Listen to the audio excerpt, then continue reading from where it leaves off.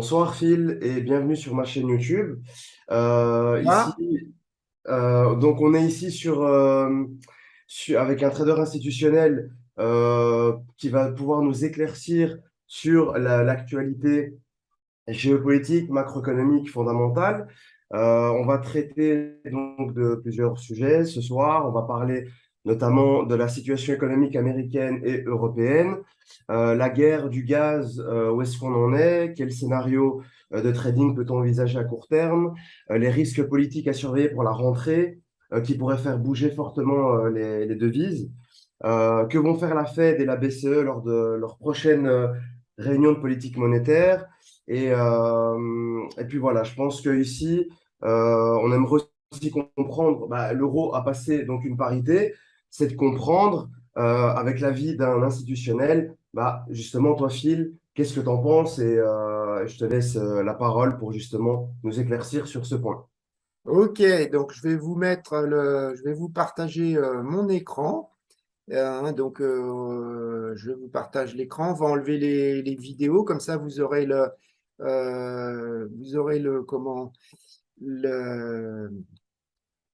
tu enlèves ta vidéo et puis comme ça on aura le slide en plein écran. Hein, Voilà. voilà.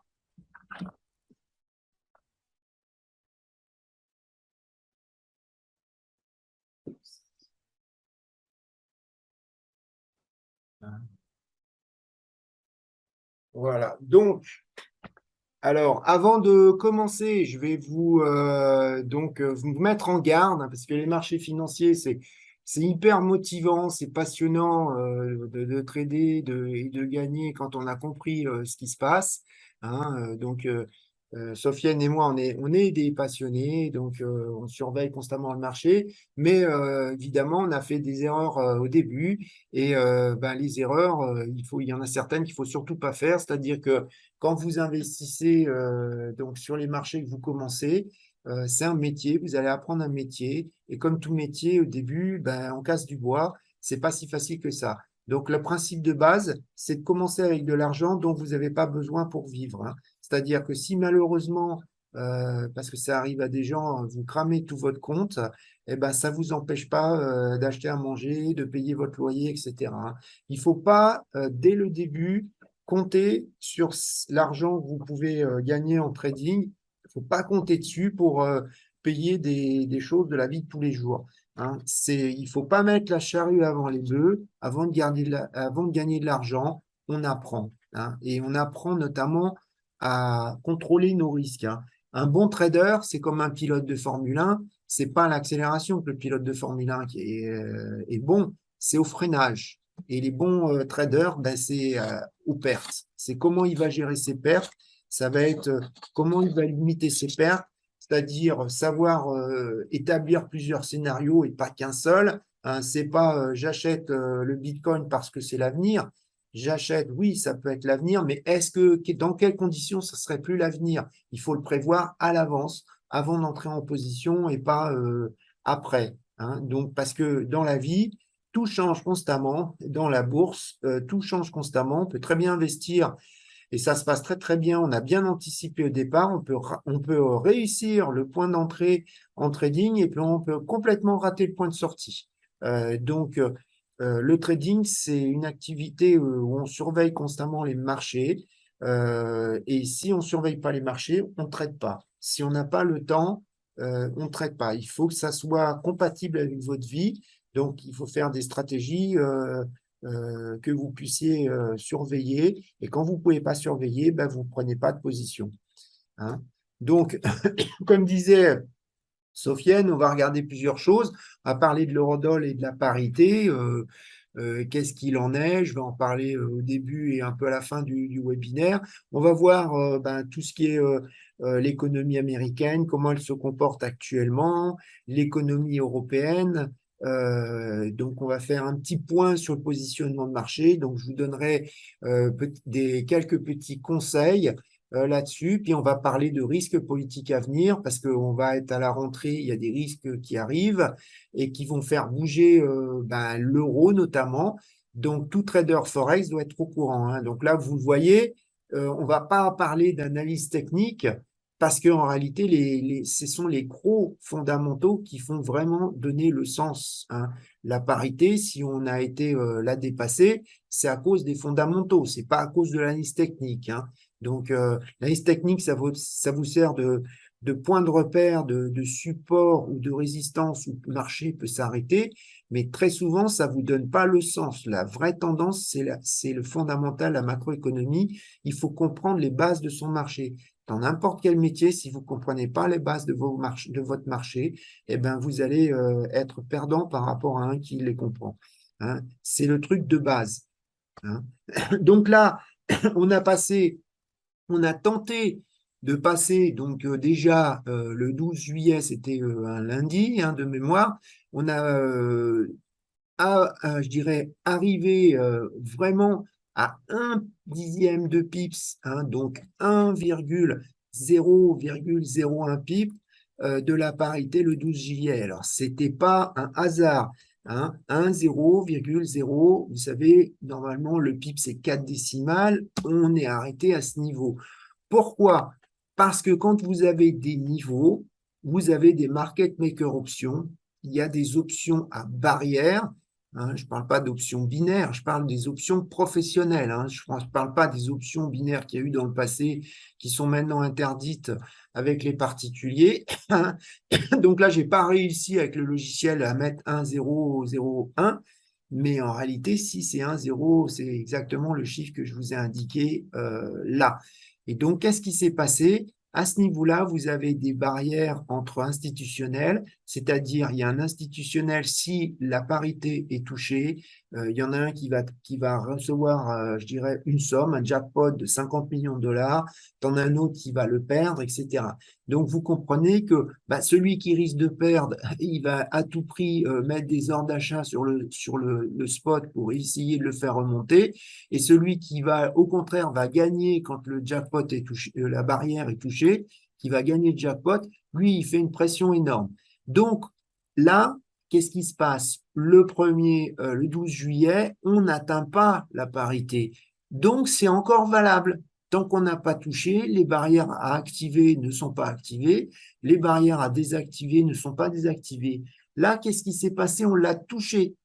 Donc, à partir du moment où on l'a touché, les ordres énormes que mettaient les market makers, eh ben, ils disparaissent, puisque c'est fini. Je dirais, ça y est, on fait les règlements de compte, je dirais, c'est fini. Donc, du coup, on passe beaucoup plus fortement la seconde fois. Il n'y a plus le support qui était généré par les market makers options, hein, qui protégeaient les barrières. C'est les banques entre elles, hein. C'est les banques avec par exemple, des hedge funds qui font des options à barrière. Et donc, les traders, voilà, c'est une lutte. Donc là, qu'est-ce qui se passe? Attention, et on le voit par exemple à nouveau ici, c'est-à-dire que maintenant, la parité, c'est devenu un chiffre comme un autre, hein. C'est-à-dire, le côté psychologique, pour les institutionnels, ça n'a pas de valeur. C'est le côté où c'est le fait qu'il y ait une barrière. Alors, pourquoi il y avait beaucoup de barrières à 1?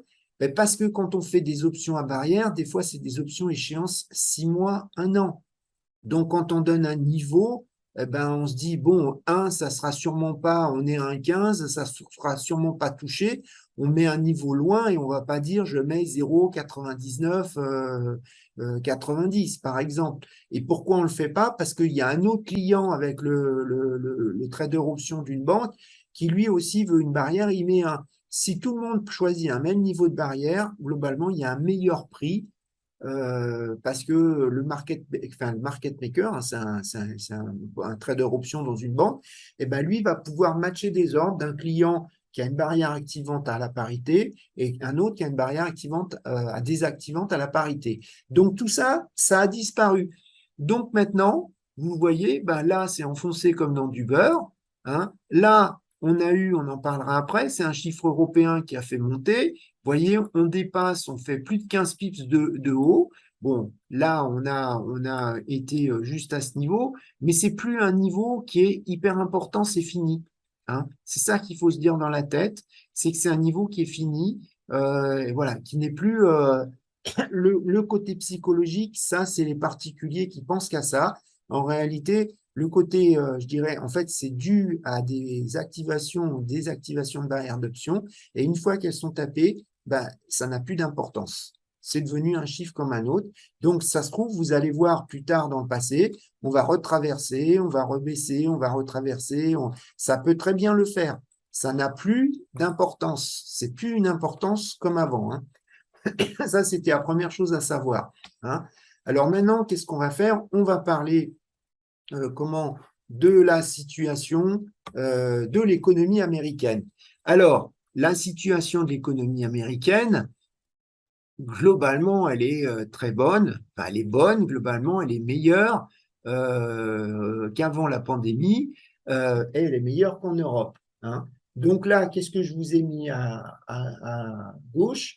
Le 5 août dernier, on a eu donc les chiffres, le rapport sur l'emploi, donc notamment avec les créations d'emplois. Là, ce chiffre, ce graphe, qu'est-ce qu'il vous montre? C'est le nombre total d'employés aux États-Unis. Donc actuellement, on a maintenant combien? 152 millions d'employés aux États-Unis.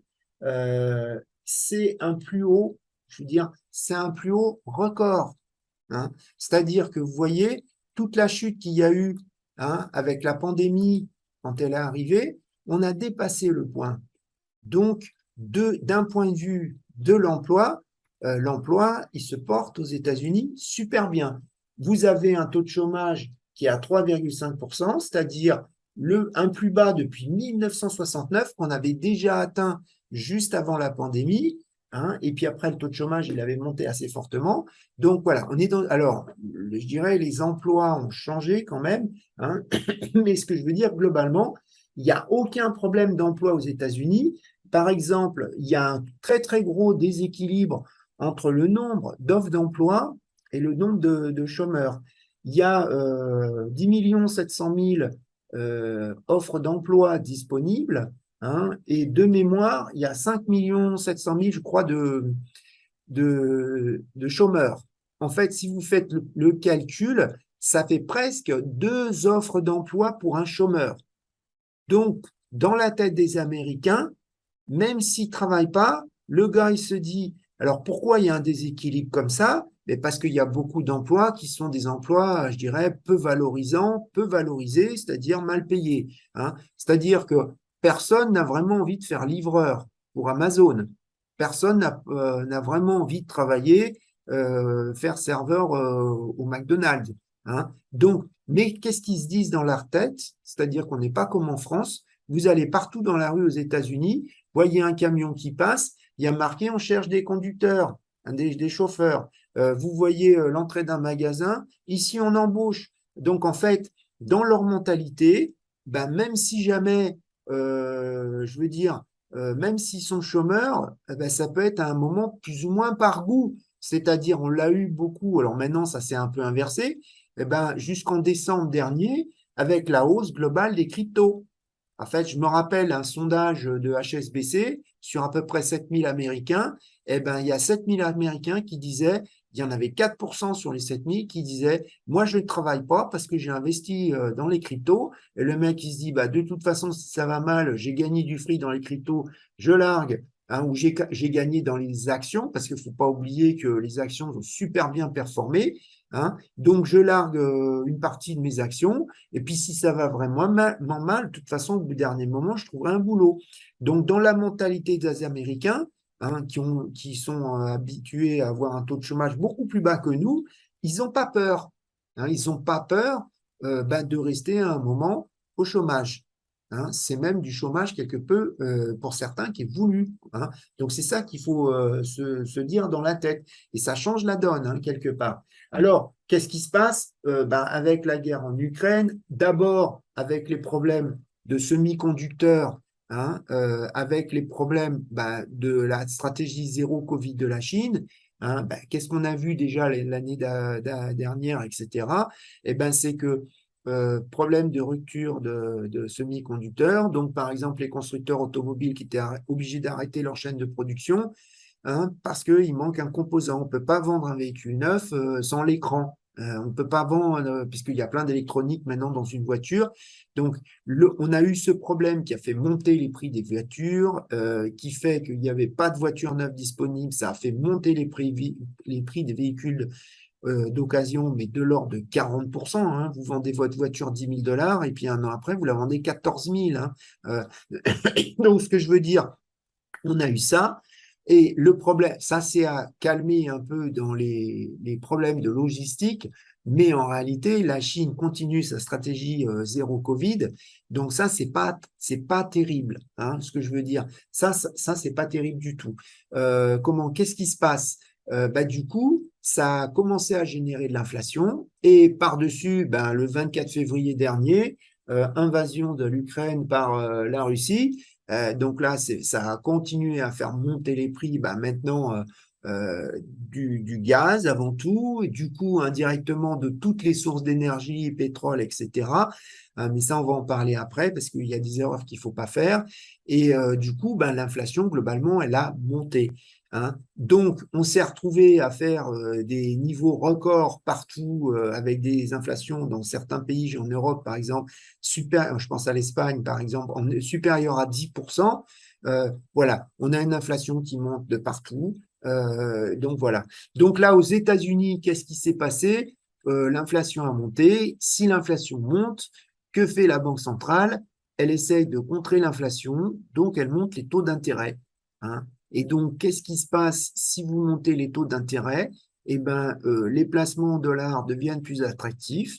Donc, qu'est-ce qui se passe? Les traders Forex, ils vendent l'euro parce que la BCE, d'un côté, elle ne monte pas vraiment les taux. Et de l'autre côté, vous avez une banque centrale, ça fait déjà 4 fois qu'elle a monté les taux. Donc, il y a un différentiel de taux d'intérêt qui est en faveur du dollar.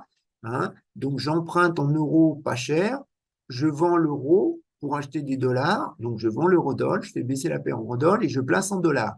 Donc, si l'inflation monte, ça va avoir tendance à favoriser ce mécanisme et qui est une vraie tendance majeure. Hein. Vous êtes un trader Forex, vous êtes un trader de taux d'intérêt. Donc, c'est des marchés, des vases communicants. Tous les marchés sont des vases communicants. Au bout d'un moment, si les obligations américaines commencent à rapporter beaucoup plus en rendement que les dividendes des actions, il va y avoir des arbitrages. Vous allez avoir des gérants de fonds institutionnels américains qui vont diminuer leur part d'actions et qui vont augmenter leur part d'obligations parce que c'est moins dangereux. Hein. Donc, à rendement égal, on prend un actif qui est moins risqué. Hein. Donc ça joue. Ça joue dans le fait que maintenant, on a un marché action qui n'est plus forcément constamment dirigé à la hausse et on se tape des baisses comme le 22 août qui sont assez fortes. Je veux dire, voilà, on arrive à ça. Donc là, qu'est-ce qui s'est passé? Le 10 août dernier, on a eu l'inflation aux États-Unis qui est sortie. Hein. Alors, ce que j'oubliais de dire avant, je termine un peu sur les créations d'emplois. Les créations d'emplois le 5 août dernier, elles ont été surprenantes. Hein. Tu t'en rappelles, Sofiane, elles sont sorties à 528 000 créations d'emplois. C'était énorme. Pourquoi? Parce que les économistes attendaient plutôt un chiffre 2 fois plus faible, donc c'est quand même énorme. Hein. Les banques, c'est un chiffre qui est très très difficile à calculer pour les banques. Elles se sont complètement plantées. Tu n'as pas eu une banque qui a pu estimer, hein, même celle qui était qui avait moins tort, quoi, je dirais pas le plus raison, mais moins tort, elle voyait 325 000 créations d'emplois. Hein. La majorité des banques voyaient 250 000, hein, enfin c'est la médiane exactement, et puis il y en a une qui voyait 325. Alors c'était même l'inverse, hein, quand vous aviez ce qu'on appelle le whisper number, c'est-à-dire dans les salles des marchés, au dernier moment, les traders, eux, ils se disent, en fonction des derniers chiffres qui sont sortis, non, on pense que les créations d'emplois seront plus fortes, elles sont moins fortes. Eh ben, les traders dans les banques, ils se sont plantés. C'est-à-dire qu'ils étaient en train de penser, d'après Bloomberg, le whisper number, il était à 226 000 créations d'emplois. Pourquoi? Parce qu'on a eu toute une petite série de petits chiffres moyens, hein, de petits indicateurs qui commencent à montrer un ralentissement dans l'économie. Donc, d'un seul coup, vous avez un chiffre comme les créations d'emplois qui est 2 fois plus que prévu. Ils se sont tous plantés. Qu'est-ce qui se passe? Eh ben, l'eurodoll, il a explosé à la hausse, puisque en fait, ils se sont dit, on s'est planté complètement. Alors, attention, ce chiffre qui est calculé par le Bureau of Labor Statistics, il est très souvent fortement révisé, hein, aussi bien à la hausse qu'à la baisse. Il peut être faux de largement plus de 30-40%. Hein. N'empêche que le marché il le regarde, mais ça, faut pas l'oublier. Hein. Alors, je vous l'ai dit, on va en parler plus en détail. Hein. Donc là, à droite, vous avez les chiffres de l'inflation qui sont sortis après, qui sont sortis le 10 août. Qu'est-ce qu'on se passe? Vous le voyez, c'est que l'inflation globale, eh ben, elle a surpris parce qu'elle est en train de baisser. Et elle a baissé assez fortement. Hein. Elle a baissé, donc c'est-à-dire que le marché donc était en train d'attendre une inflation. Avant, elle faisait 9,1%, il l'attendait à plutôt vers 8,7%. Elle sort plus bas, 8,5%. Donc, c'est super. C'est-à-dire, si l'inflation ralentit, la Banque centrale ne va pas forcément monter les taux de façon agressive. Hein. Donc, on ne va pas acheter du dollar comme un goret, puisque finalement, les placements ne seront peut-être pas si rentables en dollars. Donc, du coup, le marché est content. Le marché action, il a super aimé, hein, puisque si vous avez moins d'inflation, eh ben, ça veut dire que la Banque centrale, elle monte moins les taux d'intérêt. Donc, les gens, elle va pas ralentir le crédit. Donc, les gens vont pouvoir consommer, vont pouvoir acheter. Donc, les sociétés américaines vont pouvoir faire un chiffre d'affaires meilleur puisque les gens vont acheter à crédit. Donc, ça a été très, très bien vu par le marché action. Et puis, donc, il y a eu un soulagement sur l'eurodoll qui a monté très fortement. Et c'est d'ailleurs même le plus haut du début du mois d'août. Hein. C'est le plus haut du début du mois d'août qui a été grâce à ce chiffre. Hein, et donc, qu'est-ce qui s'est passé? Voilà, c'était positif. Et déjà, alors, le marché n'a pas été trop étonné quelque part. Donc là, on commence à rentrer dans les détails. Pourquoi? Parce que le chiffre de l'inflation du mois d'août, il correspond à la période de juillet. Et en juillet, le pétrole, il a baissé. Donc, l'inflation, mécaniquement, puisque l'inflation, c'est le prix d'un panier de la ménagère qui comprend de l'essence, hein, puisque pour aller au boulot, vous utilisez de l'essence quand vous êtes américain. Il y a beaucoup d'Américains qui vont au boulot en voiture. Donc, du coup, je veux dire, c'est pour ça que l'inflation a baissé. Donc, c'était quand même un peu attendu. Par contre, qu'est-ce qu'on voit? On commence à voir des indices qui sont pas terribles. C'est-à-dire que l'inflation hors alimentation énergie, c'est-à-dire quand on enlève l'énergie, puisque le pétrole, c'est plus 4%, moins 5%, plus 4%, on enlève dans le chiffre l'alimentation et l'énergie parce que c'est des éléments très, très volatiles, parce qu'on veut voir la tendance à long terme. Hein. Il ne faut pas oublier que les économistes, une banque centrale, c'est des économistes, ils ne veulent pas réagir sur un seul chiffre des créations d'emplois, ils vont réagir sur plein de chiffres, plusieurs créations d'emplois, pas qu'un seul mois, plusieurs mois, eux, ils voient à moyen terme. À moyen terme, ça veut dire qu'ils anticipent à 2-3 ans. Hein. Donc, ils vont pas, parce que tu as un chiffre qui est super bon, d'un seul coup monter les taux, ou super mauvais, baisser les taux. Ils vont pas réagir chiffre par chiffre. Donc là, qu'est-ce qu'il y a dans ce chiffre en alimentation énergie? Ben, c'est ce qui est pas cool, c'est qu'il monte en compte. Il monte encore. Hein. Le chiffre annualisé, on le voit, il baisse, mais en réalité, vous voyez, vous êtes au-dessus de zéro, donc il y a une hausse. Les prix montent moins vite, mais ils montent. Hein. Si on veut que les prix baissent, il faudrait que la barre, elle soit en dessous du zéro. Et là, elle est au-dessus. Donc, si vous voulez, c'est quand même pas, on n'est pas à zéro. Vous voyez, le chiffre global en mensuel, il était à zéro, alors que le chiffre hors alimentation énergie, il est en hausse. Hein. Donc, les traders se disent, ouais, d'accord, le chiffre est bien, mais attention, dans la réalité, la tendance à long terme, elle reste en hausse. Après, quand on commence à regarder dans les détails, parce que ça, c'est l'erreur des particuliers qui commencent à vouloir regarder les chiffres, parce qu'il y a quand même certains particuliers qui se rendent compte que il faudrait quand même un peu comprendre les fondamentaux, parce que c'est ça les vrais market movers, c'est pas l'analyse technique. Eh ben, il y en a qui commencent à se faire une autre erreur, c'est-à-dire on regarde que le chiffre. Hein. Regarde, Sofiane, tu vois, tu peux voir des voitures d'occasion. Tu veux acheter une voiture d'occasion, tu vois 10 000 euros le prix de l'occasion de ta voiture à l'Argus. Hein, c'est la cote, tant de kilomètres, tant d'années, etc. Moi, je la vends 3 000. hein, et ben, si tu l'achètes, pourquoi? Parce qu'elle est à 3 000, moi celle que je vends alors que l'Argus est à 10 000, ben, il y a une raison hein, pour laquelle je mets le prix bien bas. Hein. Alors elle est repeinte, elle est toute nickel, sauf que qu'est-ce que tu fais? Hein? Eh ben, tu fais pas gaffe, tu pars avec machin, puis en réalité, moi si je l'ai peinte, c'est pas pour rien, c'est parce qu'en fait elle est rouillée. Hein. Il y a le bas de caisse qui est complètement foutu. Moi je l'ai repeint, puis toi tu pars et puis tu perds une roue. Hein. Parce que tout simplement, bah, le bas de caisse, la carrosserie, elle est foutue, la coque est foutue. Et puis, du coup, tu as l'essieu arrière qui se détache. Et puis après, qu'est-ce qui se passe? Tu l'as payé 3 000, tu la fous à la casse. Hein. Le Mm. principe de base, dans n'importe quel métier, vous achetez une voiture d'occasion, c'est pas parce que le vendeur la vend 3 000 que c'est une affaire. C'est une affaire parce que vous avez été passé du temps sous la carrosserie, vous avez pris un tournevis pour gratter un peu, pour voir si la peinture cachait pas de la rouille, vous avez ouvert le capot pour voir s'il n'y a pas des fuites partout, c'est-à-dire que vous avez soulevé les tapis de sol pour voir s'il y a de la rouille, hein, vous avez fait votre enquête, comme on dit en anglais, votre due diligence. Si vous n'avez pas fait votre enquête, vous êtes attiré juste par la belle peinture et le prix, eh ben un jour, vous allez vous faire arnaquer. Elle a des vis cachées, vous ne les voyez pas. Hein. Donc, le principe de base, c'est pareil. Vous faites du trading, tous les chiffres importants, il faut les comprendre. C'est pas juste regarder les meilleurs et les moins bons, il faut les comprendre. Un chiffre de création d'emplois, il peut être plus faible, ça ne veut pas dire moins d'emplois.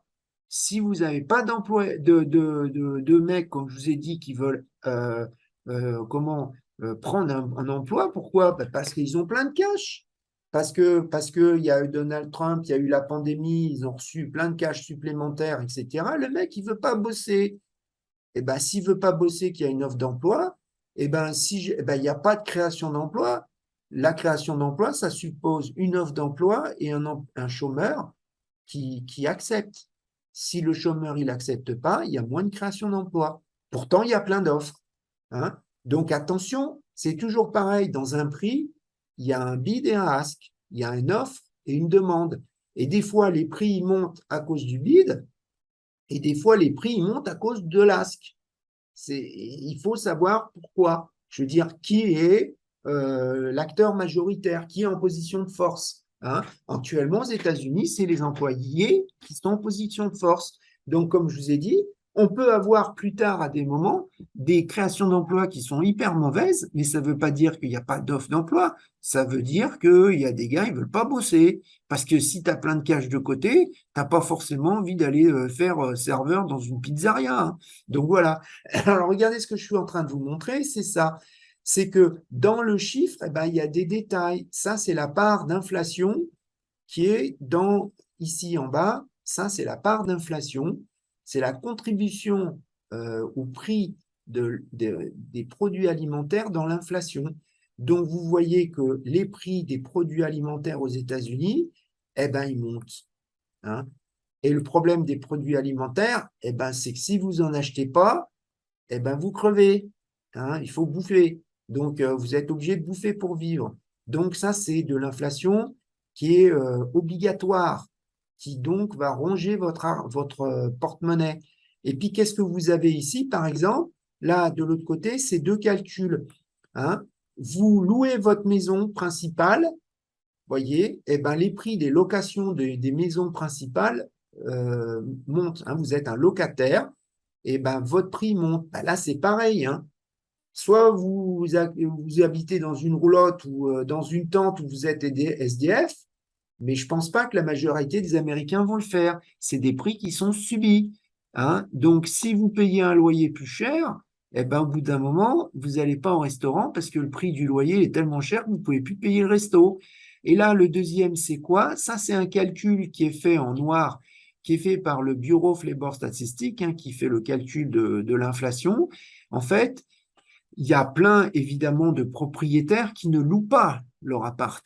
Hein, puisqu'ils sont propriétaires, ils sont dedans. Ils ne veulent pas le louer. Hein. Donc, qu'est-ce qu'ils font? Le Bureau of Labor Statistics, il calcule un équivalent de loyer, hein, pour les propriétaires. Parce que quand vous achetez un appart, bah, très souvent, vous avez un crédit et puis vous avez des frais. Hein. que le propriétaire paye, mais que le locataire ne paye pas forcément. Un locataire, vous voyez, en France, vous louez, d'un seul coup, vous avez le lavabo qui fuit, et ben c'est le propriétaire qui doit payer le plombier, c'est pas le locataire. Hein. Donc ça, c'est l'équivalent, l'EOR, ça s'appelle Owner's Equivalent Rent, c'est l'équivalent d'une location pour quelqu'un qui est propriétaire. C'est les frais qu'il est obligé de supporter pour rester dans sa maison qu'il a acquise. Hein. Et donc, vous voyez que globalement, ça monte. Donc, vous voyez, je commence à vous dire, oui, l'inflation, globalement, elle baisse. Hein. Oui, les créations sont bonnes, mais d'un autre côté, il y a des chiffres sous-jacents qui sont un peu moins bons. Hein. Je veux dire, il y a des petits nuages noirs qui s'amoncellent. Alors, quand on regarde le sentiment des consommateurs, bon, vous voyez que globalement, les consommateurs, il a baissé le sentiment. Hein. Il est au-dessus de 50, donc c'est considéré positif quand il est au-dessus de 50. On voit que dernièrement, il remonte. Hein. Donc, on voit surtout, ce qui est important, c'est les attentes, c'est-à-dire qu'est-ce qu'ils pensent dans le futur. Si les consommateurs sont positifs, eh ben, ils vont avoir tendance à consommer. Et là, qu'est-ce qu'on voyait dernièrement? Eh ben, ils étaient relativement, je dirais, positifs sur, on leur pose des questions, hein, c'est l'Université du Michigan qui fait ce calcul, leur pose des questions aux consommateurs sur vos attentes sur l'inflation à 1 an, à 5 ans. Qu'est-ce qu'on voit? C'est que l'attente des consommateurs américains sur l'inflation à 1 an, elle a baissé. Avant, c'était 5,2%, maintenant, c'est 5%. Alors, je vous rappelle, hein, c'est qu'ils ne sont pas du tout attentes à 1 an. À court terme, l'inflation, actuellement, elle est à 8,5. Hein. Donc, ils sont en train de penser qu'elle va baisser d'ici 1 an. Et ils sont en train de penser que, vous voyez, par rapport au mois précédent, ils anticipaient les consommateurs 5,2% et là 5%. Alors, ce qu'il faut savoir, c'est que dans les consommateurs, il y en a qui connaissent rien à l'économie. Hein. Donc, en général, ils sont complètement influencés par les prix qu'ils voient le plus souvent, les consommateurs américains, mais c'est pareil hein, pour les Français, etc. Les consommateurs américains, qu'est-ce qu'il y a un des prix sur lesquels ils sont super sensibles, c'est les prix à la pompe, hein, les prix de l'essence. Hein, parce que là, vous voyez, hein, je veux dire, je suis sûr que la majorité des consommateurs français, ils savent le prix du litre d'essence au centime d'euro près. Hein, à 2, 3, 4, 10 centimes d'euros près, ils le savent. Hein. Donc ça, c'est un prix c'est un prix sensible, c'est-à-dire qui est sensible dans le sentiment des consommateurs. Le prix du pétrole monte, les gens deviennent déprimés parce qu'ils comprennent qu'ils ils perdent du pouvoir d'achat. Mais en réalité, si vous mettez de l'essence qu'une fois par mois, que vous ne roulez pas beaucoup, en réalité, ça ne vous impacte pas énorme. Bon, les États-Unis, les Américains sont très sensibles. Donc là, dernièrement, le gallon, hein, c'est l'unité de mesure, je crois que c'est un peu plus de 4 litres, il est passé en dessous de 4 dollars. Donc c'est symbolique, il y a un côté psychologique aux 4 dollars. Donc ça explique le fait que vous avez une remontée dans le sentiment des consommateurs, hein, donc qui a été vue positivement par le marché. Hein. Donc pour l'instant, les consommateurs, faut pas oublier qu'ils ont encore plein de cash.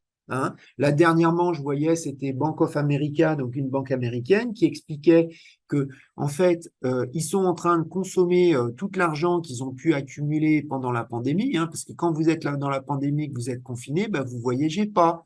Bon, maintenant, c'est l'inverse. Hein, les voyages, c'est des records. Donc, qu'est-ce qui se passe? Ils sont en train de consommer et malgré l'inflation, ils consomment toujours. Hein. On va en parler un petit peu.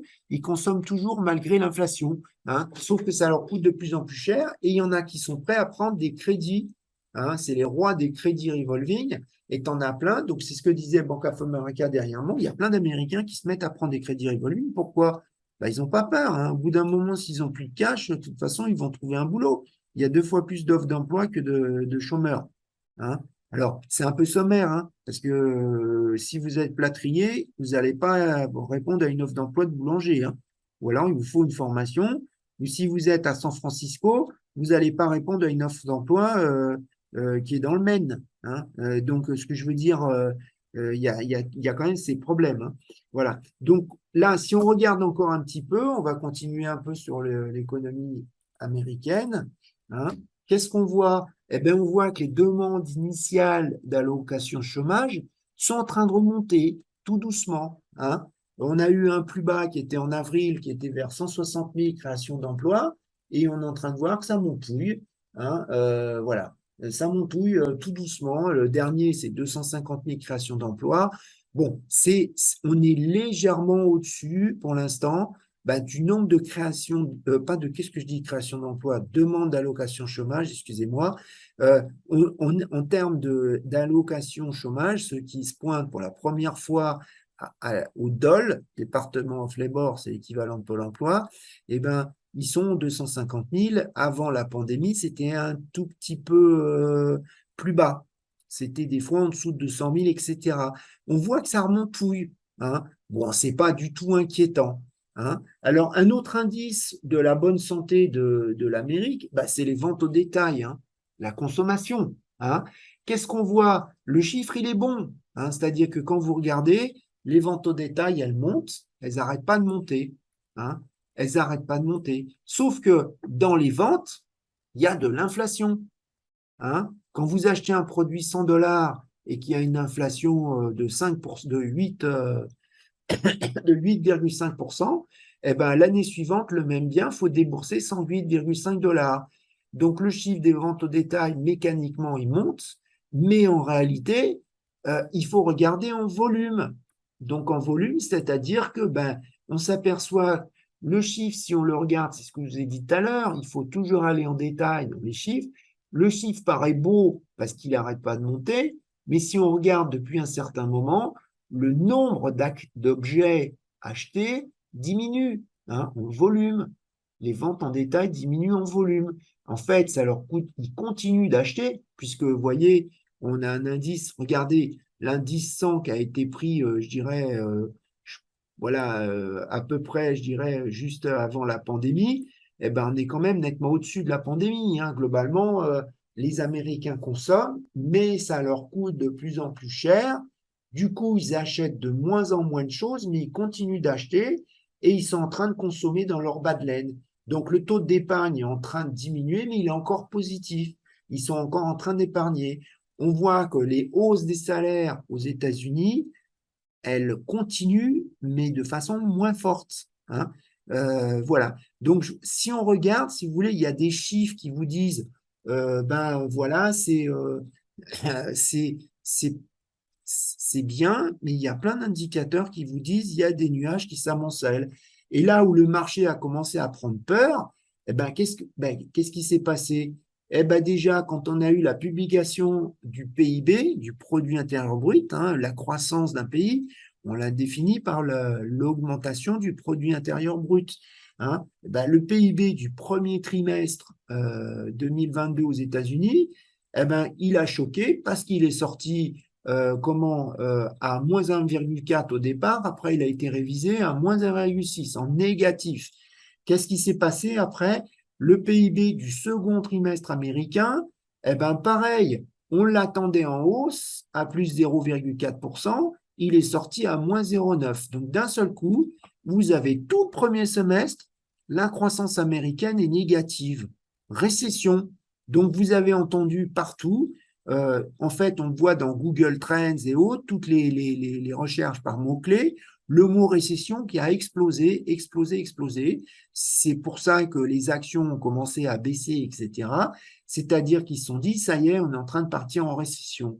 Alors, oui, les États-Unis actuellement, ils sont en récession d'un point de vue strictement, purement économique, c'est-à-dire que la définition d'une récession par les économistes, c'est 2 trimestres consécutifs négatifs de baisse. Mais en réalité, c'est un petit peu sommaire, parce que regardez ce que je vous ai dit, il y a un nombre d'offres d'emploi qui est monstrueux, il y a des chiffres qui sont très positifs encore, hein. Si vous regardez en haut à droite, là, je vous ai mis quoi? Des graphes qui sont faits par le NBER. Alors, le NBER, c'est un organisme officiel, c'est le américain, c'est National Bureau of Economic Research, et c'est lui qui définit officiellement les périodes de récession, hein, qui dit, voilà, pendant le Covid, par exemple, on a eu une récession qui a duré 2 mois, qui a été très brève, de février 2020 à avril 2020. Ici, là, en grisé sur ce graphe de gauche, vous ai mis les récessions, c'est-à-dire l'économie américaine est en contraction et c'est pas que le PIB, c'est-à-dire que le NBER, il regarde beaucoup de chiffres économiques sur l'activité américaine, sur l'activité réelle, donc pas seulement le PIB, il regarde par exemple les revenus personnels des ménages.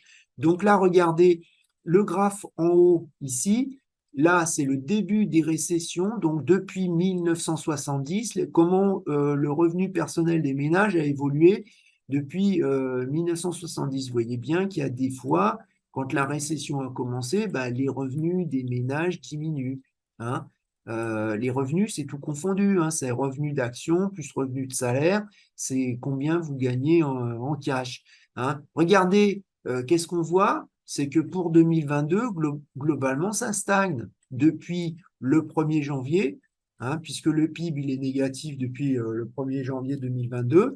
Et ben, depuis le 1er janvier 2022, on voit que on n'a pas des fortes baisses du revenu des ménages, c'est ce que je vous ai dit, ils ont encore plein de cash. Je vous ai dit, les salaires horaires continuent d'augmenter moins fort, mais ils augmentent.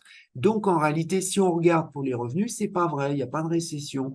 Si on regarde la même chose avec les créations d'emplois aux États-Unis, regardez avec le dernier chiffre à 528 000 qui a surpris, etc., vous avez une tendance à la hausse des créations d'emplois. Dans les vraies récessions, ça baisse, hein, ça finit par baisser. Alors, vous voyez, c'est pas tout de suite, hein, entre le début de la récession, regardez, on commence à être en négatif au bout de 4-5 mois après le début de la récession. Pour l'instant, on est en train de prendre une pente qui est plutôt l'inverse. Donc, le NBER, actuellement, il dit non, on n'est pas en récession aux États-Unis. Alors, pourquoi le marché s'est affolé? Parce que le marché, il a un indicateur que la Fed regarde. Il ne faut pas oublier que si vous regardez tous les chiffres, tous les indicateurs économiques, c'est pour essayer de deviner si la Fed, elle va monter ses taux, baisser ses taux, que va faire la BCE, etc. Donc, sur le graphe de gauche, qu'est-ce que je vous ai fait? Je vous ai mis l'eurodoll en orange, hein, donc qui est en dessous de la parité maintenant. Hein, donc, on l'a mis depuis, j'ai mis le 23 août, mais vous voyez, le graphe, il commence le 19 juillet 1982. Et là, qu'est-ce que je vous ai mis? C'est un indicateur que surveillent les économistes et les traders institutionnels. C'est la différence de taux d'intérêt entre une obligation américaine 10 ans et une obligation américaine 2 ans.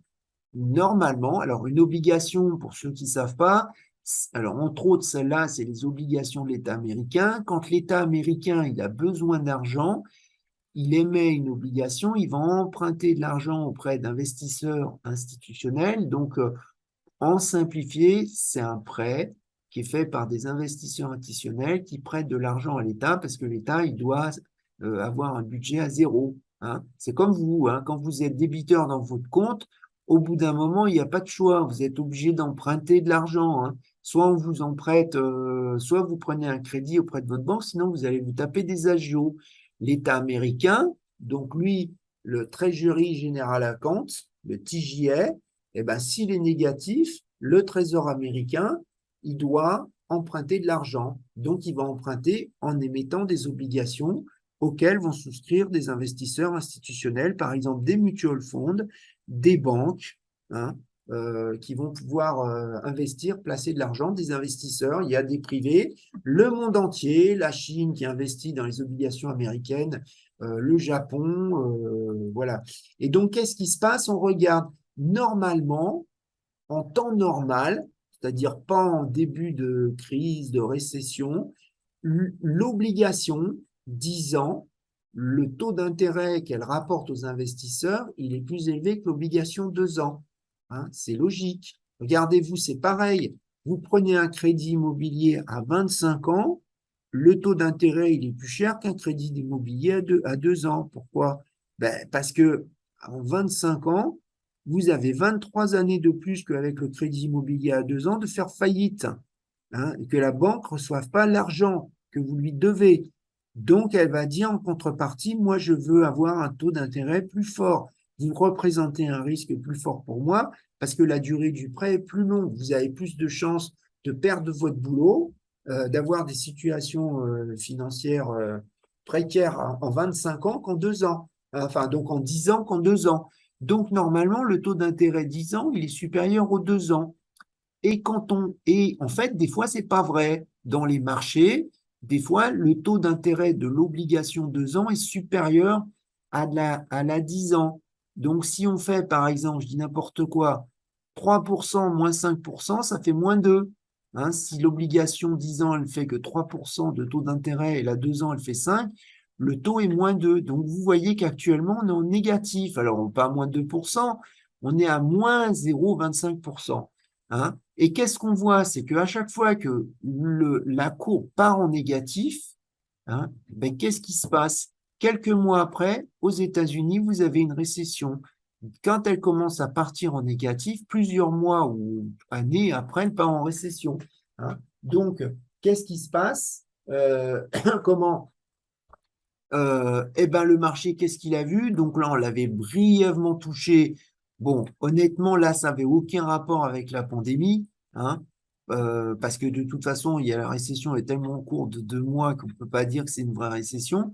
Mais là, c'est plus la même histoire. Là, alors, vous voyez, on a été voir un plus bas proche de moins 0,75. Bon, là, actuellement, on est à moins 0,25. Ben, ça fait peur parce qu'on est franchement en territoire négatif. Donc, ça sous-entend que le pays américain, enfin l'Amérique, va partir en récession dans plusieurs mois. C'est ça que le marché est en train d'avoir peur. Et les récessions, attention, hein, en général, regardez en 1990, là, la récession, elle avait duré 8 mois. Hein. Ici, mais il y en avait eu deux. Il y a eu la bulle des technologiques. Hein, c'était la bulle des technologiques, ça avait duré 8 mois. Là, c'est la faillite de Lehman. C'est d'abord la crise des subprimes qui avait commencé en août 2007. Hein, et après, ça s'est amplifié en décembre 2007. Et puis après, septembre 2008, vous avez la faillite de Lehman. Donc là, ça a duré, ça a duré 2 ans et demi, quoi. Hein. Et donc, ce que je veux dire, voilà, là, si vous voulez, avec un chiffre aussi négatif, si on regarde le passé, ils sont en train d'anticiper qu'il va y avoir une récession qui va partir plusieurs mois. Donc, ça fout la trouille. Hein.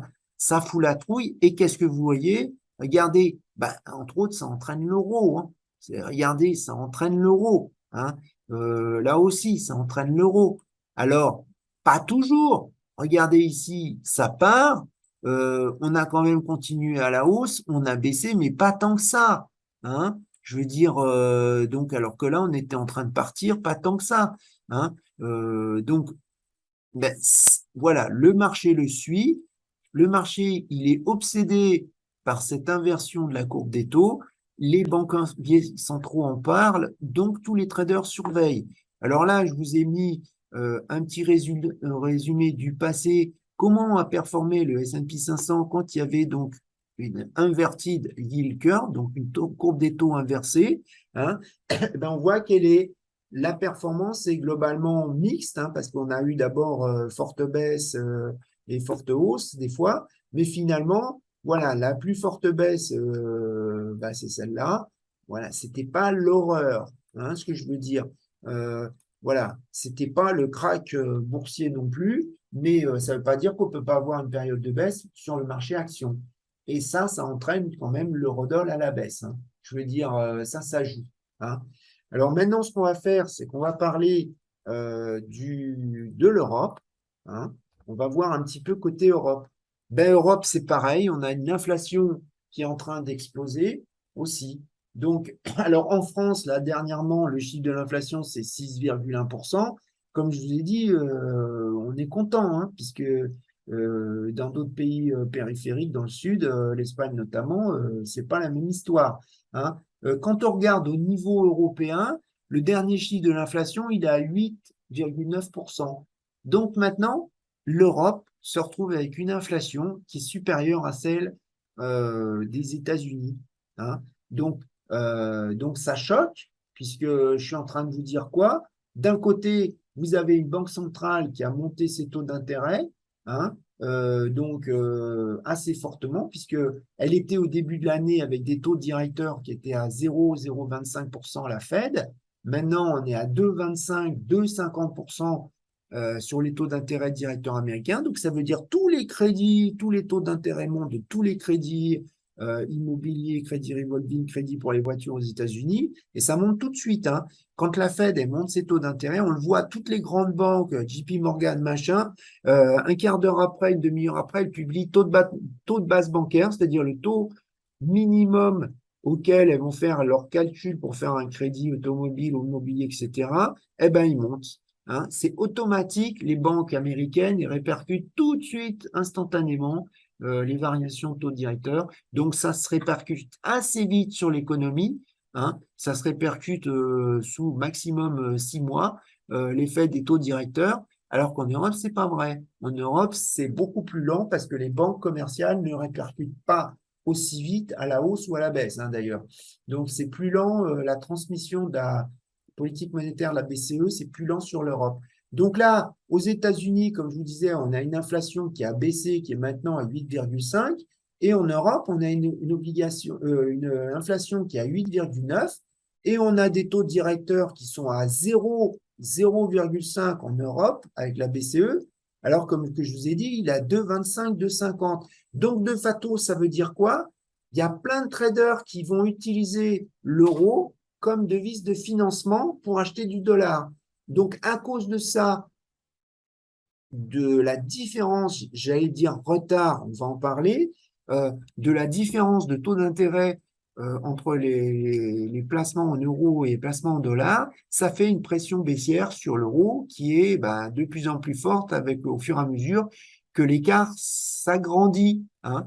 Euh, alors après, on va dire, alors tout de suite, il y en a plein qui disent l'Europe est en retard. Oui, mais l'Europe, elle n'a pas les mêmes préoccupations.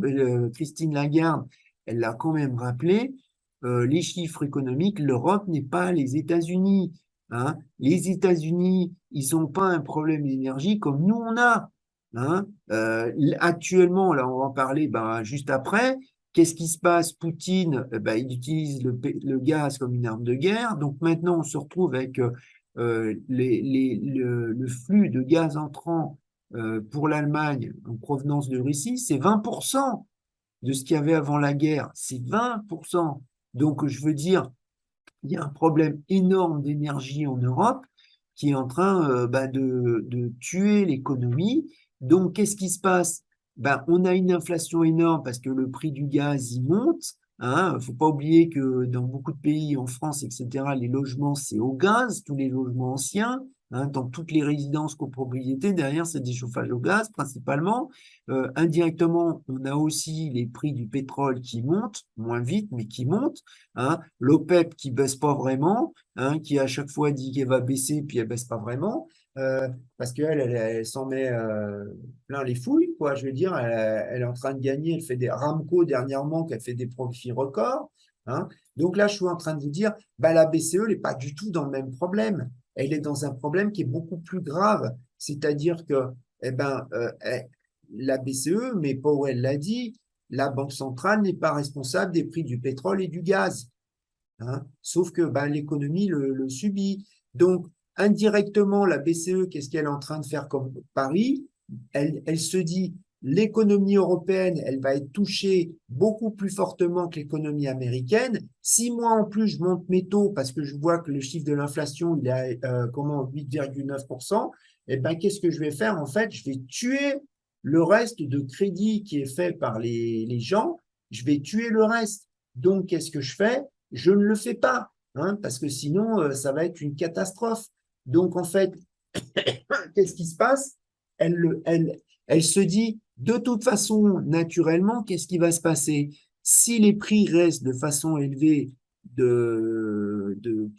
perdure, quoi, je dirais, il va y avoir la consommation qui va ralentir, hein, parce que quand les prix sont plus chers, eh ben, vous consommez moins, vous changez d'habitude de consommation, vous êtes obligé, vous n'avez pas le choix puisque vous avez perdu en pouvoir d'achat. Donc, il va y avoir un ralentissement naturel de l'inflation qui va arriver plus fortement en Europe, aux États-Unis, qui va être dû à la destruction de la demande. Hein. Donc, la BCE le sait, ça. Alors, est-ce qu'elle devrait monter plus ses taux? Le marché, il est encore en train d'anticiper qu'elle va encore monter ses taux à la prochaine réunion de septembre. Hein. Ça, c'est ce que le marché anticipe, mais on voit bien que le step, la marche, le montant de hausse qu'elle va faire, il est plus faible que celui de la Fed, et c'est normal, elle va être beaucoup plus impactée. Alors déjà, ce que je voulais dire, premier réflexe, ne vous amusez pas à chercher trader le gaz. Hein. Vous n'avez pas l'habitude, vous ne connaissez pas un marché, vous commencez par l'observer avant de le trader.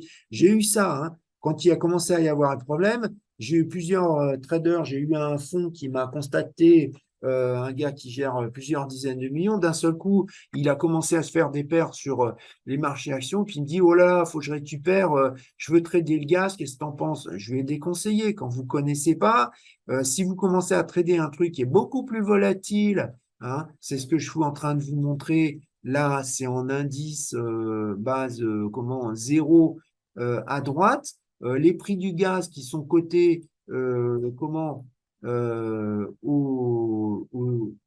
en Hollande, les prix TTF, regardez comment ils ont explosé, 450%, enfin 476, c'est même pas des pourcents, c'est des montants en euros, je crois. Et donc, en fait, je suis en train de vous dire, ouais, c'est en dollars. Voilà, c'est en montant de dollars, 450 dollars. Et donc, là, ce que je suis en train de vous dire, c'est que si vous ne connaissez pas, que vous mettez à trader un truc que vous ne connaissez pas, vous allez vous retrouver en slip. Hein. La première chose, c'est de commencer par observer comment ça bouge, essayer de comprendre quels sont les market movers d'un nouveau actif que vous pouvez trader, mais c'est pas d'un seul coup je traite ça. Hein. Et regardez, vous allez voir un gros problème, c'est que le marché du gaz en Hollande, TTF, c'est de l'OTC. C'est pas coté sur les bourses, c'est coté en OTC. Et pourquoi en tant que particulier, on n'a pas du tout accès? Mais parce que c'est des volumes énormes, puisque qui c'est qui achète du gaz? Ben, c'est ce qu'on appelle des utilities, c'est-à-dire c'est Engie hein, en France, donc la filiale de distribution d'électricité, de gaz d'EDF, c'est Total hein, qui vend du gaz aussi, c'est Uniper en Allemagne qui est un fournisseur de gaz, un fournisseur d'énergie. Donc, c'est pas un particulier. Donc, les contrats, c'est des contrats professionnels OTC, vous n'avez pas du tout accès. Donc, si vous vous amusez à vouloir traiter du gaz et que vous cherchez, vous allez trouver des contrats gaz chez des courtiers, sauf que c'est le gaz qui est coté en Amérique. Le gaz qui est coté en Amérique, il ne monte pas. Pourquoi il ne monte pas? Parce qu'ils n'ont pas un problème d'approvisionnement de la Russie. Hein. Donc, il y a une décorrélation qui se passe. Donc, si, alors je dis pas que ça monte pas un peu, que ça baisse pas un peu, mais en fait, le gaz en Russie, il attend, en Amérique, je veux dire, hein, les contrats gaz qui sont cotés sur le NYMEX à New York, ils vivent leur vie. C'est pas le même monde. Hein. C'est comme les prix de l'électricité. Les prix de l'électricité, des fois, ils sont très, très différents en Europe qu'aux États-Unis. Pourquoi? Le courant ne traverse pas l'Atlantique. Donc, les seules énergies qui traversent l'Atlantique, c'est les tankers. Donc, c'est vrai qu'avec des tankers, on peut faire de l'électricité avec du fuel, mais c'est pas, on va pas faire un tanker autant d'électricité qu'une centrale nucléaire. Ça, les ordres de grandeur, c'est 1 à 100, c'est pas la même chose. Donc, en fait, il y a une décorrélation parce qu'il n'y a pas de moyen de connexion.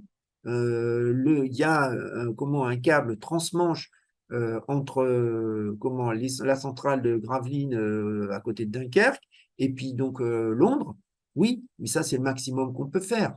Hein, ce que je veux dire, sinon on a des déperditions d'énergie par effet Joule. Donc je veux dire, ne faites pas cette erreur-là. Hein. Alors le problème, bah, c'est que les prix du pétrole, de l'électricité sont quand même en train d'exploser, comme vous le voyez ici, puisque l'énergie qu'on ne fait pas avec le gaz, on va essayer de le faire avec le pétrole. Alors, autre problème qui se rajoute, bah, le climat, la sécheresse. Regardez, qu'est-ce que je vous ai mis? Là, je vous ai mis les niveaux du Rhin. Hein. donc du fleuve qui traverse l'Allemagne. Pourquoi? Il y a énormément de matières premières, de produits finis pour les consommateurs ben, qui sont transportés sur le Rhin par péniche. Hein. Il y a 30% à peu près, je crois, des produits qui sont transportés sur le Rhin, puisque les péniches, c'est un moyen économique. Hein. L'autre jour, je comptais sur une péniche, etc., mais sur des bateaux, des cargos, vous mettez 400 containers de camions. Donc, si vous avez le niveau du Rhin à cause de la sécheresse qui baisse à 30 centimètres, ben, il y a plein de péniches qui passent plus. Hein. Donc, d'après ce que j'ai compris, donc ça veut dire quoi? Il y a plein de produits qui vont pas être livrés. Hein. Donc, ça fait exactement comme le problème des puces électroniques, c'est-à-dire que vous pouvez avoir de la demande, vous pouvez avoir des clients allemands, européens qui demandent des produits, mais s'ils ne peuvent pas être livrés, ben, il n'y a pas d'achat. Hein, c'est même pas une histoire d'inflation. Enfin, si les prix des produits qui restent, qui sont déjà en stock dans les magasins, ben, ils explosent. Et puis après, il y a une destruction je veux dire, en volume des ventes, puisqu'il n'y a il y a plus rien à vendre. Et donc, en fait, qu'est-ce que je vous dis? Ça, regardez, qu'est-ce qu'on a eu? L'eurodoll, hein, à un moment, il s'est pris un pain dans la figure à cause de ça. Tout trader professionnel, il surveille actuellement le niveau du Rhin. Moi, je le surveille. Pourquoi? Parce que je ne suis pas spécialiste hydraulique, hein, mais d'après ce que je vois, d'après tout ce que j'ai compris, d'après tout ce que j'ai dans la recherche des banques, auxquelles je donne accès là, pendant les formations que je donne, eh ben, qu'est-ce qui se passe? Eh ben, vous voyez que les bateaux, ils passent à pleine charge avec 1,50 m d'eau. Hein. Donc, plus le niveau de l'eau diminue, hein, alors il y a quelques bateaux à fond plat qui passent quand vous avez 50-60 cm, mais vous avez la majorité et qui passent avec une charge réduite, hein, parce que 50 cm d'eau, c'est que dalle hein, pour une péniche. Hein. Et donc, en fait, vous avez 80% des bateaux qui passent plus à ce niveau-là. Donc, quand on est à 30 cm, c'est mort. Hein. Donc là, vous voyez, ça a remonté. Là, je vous ai mis les prévisions à tout à l'heure. Hein, et on voit que les prévisions sont en train de remonter. Il y a eu des pluies, des orages, etc. Donc là, 1,20 m, c'est pas, on n'est pas à capacité complète, mais on n'en est pas trop loin. Mais ça rajoute. Alors regardez, c'est un double problème. Pourquoi? Uniper, qui était un des acheteurs principaux allemands, société allemande, qui est en faillite, qui a été renflouée par l'État allemand. Pourquoi? Ben, parce que elle a acheté le gaz russe, puis eh ben, voilà, elle est en faillite, hein, puisqu'elle ne peut plus recevoir de gaz russe. Donc, elle est soutenue parce que vous avez besoin d'un transporteur d'énergie. Donc, c'est vital pour le pays. Donc, renfloué. Uniper, qu'est-ce qu'il fait? Eh ben, il redémarre des centrales au charbon. Et le charbon, vous le transportez comment? Par péniche. Donc, si les péniches, elles ne peuvent pas passer, vous ne pouvez pas faire du courant avec des centrales au charbon. Donc, vous ne pouvez pas compenser l'énergie que vous avez perdue dans le gaz à cause des arrêts des vannes, à cause de l'eau qui manque. Voyez. Donc, si jamais on se retrouve avec un été indien et que finalement les prévisions qui sont en hausse elles rebaissent, l'euro va se prendre un coup dans la figure. Vous êtes trader, vous anticipez, vous cherchez le niveau du Rhin. Il a été critique, ça s'est calmé, mais si jamais ça revient, ça redevient une des raisons, pas la seule, pour lesquelles l'euro il risque de baisser. Hein. Donc ça, il faut faire gaffe. Et là, dernièrement, pourquoi on est repassé sous la parité? Hein? Ben parce qu'il y a Gazprom qui a annoncé d'un seul coup, alors déjà, si vous avez un peu suivi, il y a une turbine, il y a des maintenances annuelles, il y a une turbine qui était endommagée sur le pipeline principal Nord Stream 1 qui amène la majorité, je crois que c'est 60% des flux de gaz allemands qui venaient de ce pipeline. Hein. Il y en a d'autres, des pipelines hein, qui passent par l'Ukraine, alors que Nord Stream 1, il passe par la mer Baltique, hein, l'Ukraine, Pologne, etc. Et donc là, qu'est-ce qui se passe? Déjà, il y a eu 10 jours d'arrêt en juillet, mais qui sont classiques, qui ont foutu la trouille, parce qu'on s'est dit, Poutine, c'est une des raisons pour lesquelles l'eurodoll a commencé à baisser avant le 11 juillet. puisque finalement, on se disait, il ne va pas redémarrer. À chaque fois, il redémarre, mais c'est 20%. La turbine Nord Stream 1 qui était réparée de Siemens, qui était réparée donc par l'entité Siemens au Canada, elle a été renvoyée fin août. Donc, enfin, actuellement, depuis plusieurs jours, déjà, je ne sais plus combien de jours, mi-août, je dirais plutôt, elle a été renvoyée en Allemagne, elle doit aller en Russie, hein, sur le point où, je ne me rappelle plus le nom de la station en Russie où il y a la turbine, hein, et ben, qu'est-ce qui se passe? Les Russes n'arrêtent pas de dire qu'il y a des problèmes de documentation, de machin. Bon, quand on entend le CEO de Uniper, lui, pas de Uniper, pardon, de Siemens, il est en train de dire c'est de la flûte, nous on est prêt à l'envoyer, c'est eux qui font voilà, qui en fait c'est politique. Donc la turbine n'est toujours pas arrivée en Russie. Et puis là, depuis, Gazprom, il a annoncé le 19 août dernier qu'il va arrêter de livrer carrément, il va remettre à nouveau le Nord Stream 1, les 20% à nouveau à zéro pendant 3 jours parce qu'il y a une autre maintenance à faire qui sort du derrière le chapeau, quoi. Hein. Donc, bah, c'est pour ça que l'euro il est reparti sous la parité, parce que, allez hop, il y a encore un argument pour arrêter le gaz. Hein. Donc là, qu'est-ce qui s'est passé? Il y a l'Allemagne c'est pour ça qu'on a eu les prix du gaz record lundi matin. Alors le problème, c'est que il faut regarder, comme je vous dis, les prix du gaz TTF. L'eurodoll, il suit le TTF à cause de ça, enfin en inverse. Hein. Tu as le TTF qui explose et puis tu as l'eurodoll qui part à la cave. Les TTF, je vais vous en parler, vous pouvez l'avoir, mais il faut un abonnement supplémentaire. Hein, et ça ne sert à rien de regarder les prix du gaz à New York. Hein. Donc là, l'Allemagne, qu'est-ce qu'ils ont fait depuis, puis ça a fait monter les prix, bah, c'est que tout le monde, la France, l'Allemagne, etc., ont augmenté le stockage, essayer d'anticiper un maximum. Hein. Donc là, actuellement, au 17 août dernier, ils avaient un niveau qui était à 78, ils avaient leur stock, leur site de stockage rempli à 78 0,19%, c'est-à-dire, ils sont en avance à peu près sur toute l'Union européenne qui est à 75-89%. Donc, ils ont réussi à stocker plus. Donc là, ce qui peut arriver, c'est que si jamais il y a un hiver normal, pas un hiver rude, l'Allemagne pourra, je dirais, ne pas faire des restrictions drastiques, surtout au niveau des consommateurs. Ce qui craint, c'est qu'avant, on va faire des restrictions aux industries. Si elle fait des restrictions, il y a tout le pharmaceutique qui utilise énormément de gaz. Il y a la sidérurgie qui utilise énormément de gaz.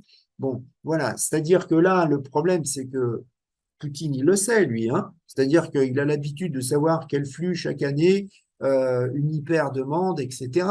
Donc, lui, pour lui, c'est une arme. C'est une arme tant que les stocks ne sont pas remplis à fond. Hein. Donc, s'ils sont remplis à fond, pour lui, ça ne devient plus une arme.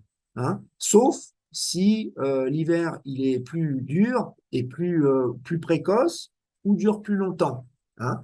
Donc, ça, il le sait. Donc, on peut supposer que s'il veut l'utiliser en arme, parce que qu'est-ce qu'il voit? Là encore, les Américains rajoutent 3 milliards de, de budget pour aider l'Ukraine. L'Angleterre rajoute aussi. Pas plus tard, c'est aujourd'hui ou hier, je ne sais plus. Il y a eu un nouveau le Premier ministre sortant, Boris Johnson, qui a été encore en Ukraine, qui a dit on va vous fournir 3000 drones, je crois, c'est même pas 300, c'est 3000. Donc Poutine, il le voit, il voit que les Européens sont en train de fournir de plus en plus. Donc c'est évident que ça risque d'avoir une coupure à zéro. Voilà. Donc lundi, on s'est encore cassé la gueule puisque à cause de cette annonce d'arrêt de 3 jours, et donc on a les prix du gaz qui sont montés à 620 euros du mégawattheure. Le year ahead, c'est-à-dire le contrat un an à l'avance. C'est ce que je suis en train de vous monter en bas à droite. Hein. Ça fait baisser l'eurodoll. Donc voilà, il faut surveiller ça. Hein. Et donc, si jamais les stocks de l'Europe sont justes, eh ben, la météo va jouer. Hein. Plus il va faire froid, plus il va y avoir des problèmes, plus il va y avoir des arrêts, des restrictions dans plein d'industries, plus l'eurodoll va se casser la gueule. Il va faire chaud, un hiver doux, et ben, plus l'eurodoll va tendance à voir remonter parce que finalement, on va peut-être passer l'hiver sans consommer tous les stocks et sans faire de restrictions, surtout. C'est surtout ça qui compte. Hein. Donc, vous voyez, ça veut dire que vous êtes un trader, le niveau du rein, vous surveillez, et puis vous vous retrouvez à surveiller la météo. La météo en Allemagne, hein, surtout. Hein. Donc voilà, c'est comme ça qu'il faut le faire. Si vous passez votre vie à l'analyse technique, vous ne voyez pas les vrais fondamentaux.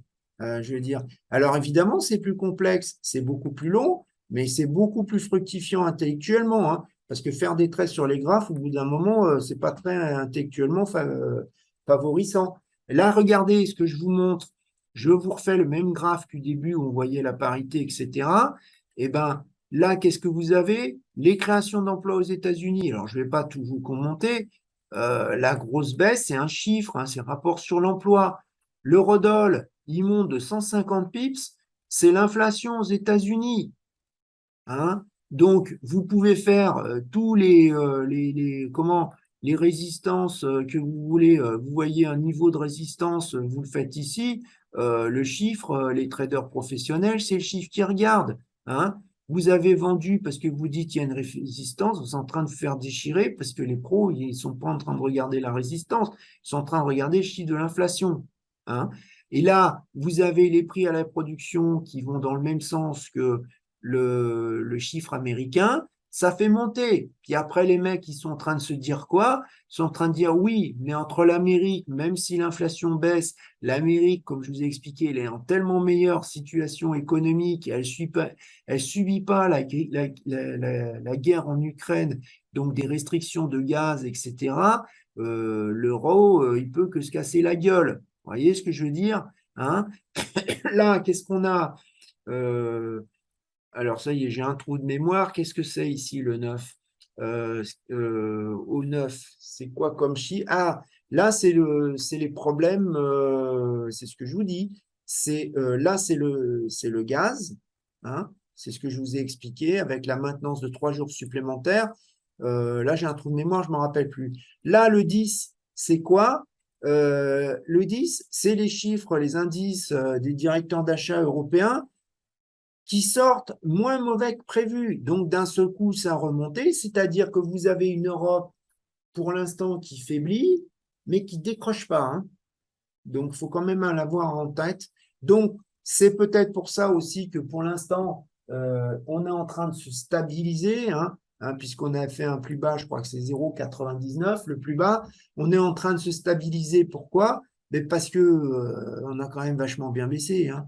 Je veux dire, faut pas l'oublier ça. Maintenant, ça ne veut pas dire que, comme je vous ai dit, si les problèmes énergétiques continuent, c'est ça. Hein.